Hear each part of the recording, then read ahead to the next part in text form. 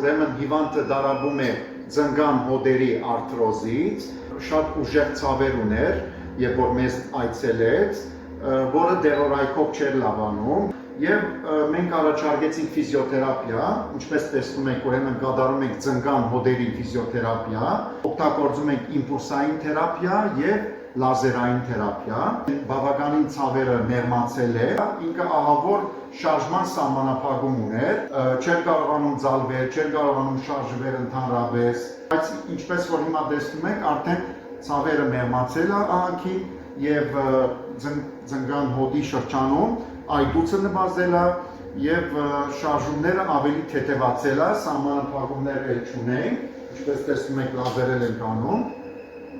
այսպես լազեր ենք անում, լազերը շատ լավ,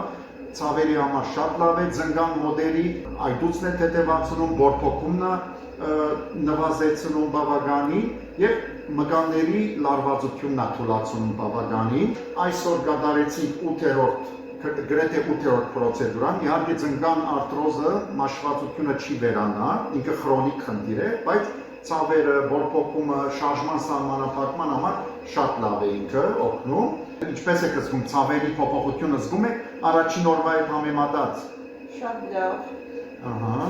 Շարժումները ինչպես է, ավելի թեթևացել է։ Այո։